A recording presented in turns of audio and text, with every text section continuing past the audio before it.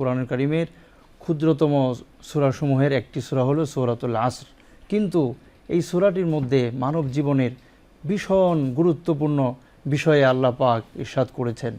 এই সূরাটির যে নামকরণ করা হয়েছে আল আসর, এর দ্বারা আসর শব্দের অর্থ হলো সময়কাল, সময়, যোগ, সময়কালকে নির্দেশ করা হয়েছে।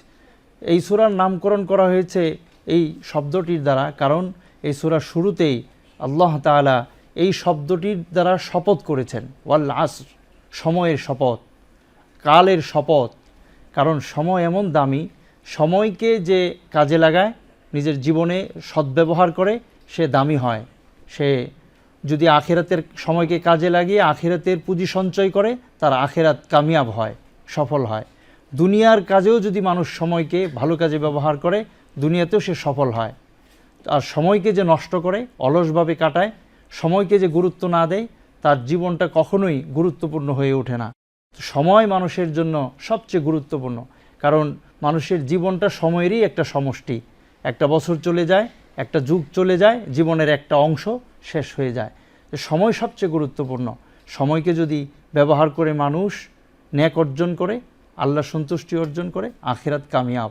এই জন্য এই যে রমজান মাস অনেক দামি সময়, এই সময়কে আল্লাহ এত মূল্যবান করেছেন। এই সময় একটি আয়াত যদি কেউ তিলাওয়াত করে, তাহলে অন্য সময়ে ৭০টি আয়াত তিলাওয়াতের সওয়াব আল্লাহ পাক তাকে দান করেন।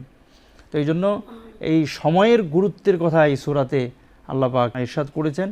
এই সময়কে যারা কাজে না লাগায়, তারা খুবই ক্ষতিগ্রস্ত। ৪ শ্রেণীর মানুষের কথা বলা হয়েছে, তারা কামিয়াব হবে, তারা ছাড়া সবাই ক্ষতিগ্রস্ত। ১ নম্বর, যারা আল্লাহর প্রতি বিশ্বাস স্থাপন করে, ঈমান আনে।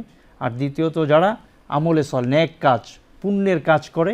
তৃতীয়ত, যারা একে অন্যকে সৎ কাজের আদেশ দেয়, নিজেও সৎ কাজ করে। আর চতুর্থত, একে অন্যকে ধৈর্যের শিক্ষা দেয়, ধৈর্যের কথা অনুপ্রেরণা যোগায়। এই কাজগুলো যারা করে, তারা কামিয়াব হবে। এই সূরার মধ্যে এই বার্তাগুলো, শিক্ষাগুলো আমাদের জন্য রয়েছে।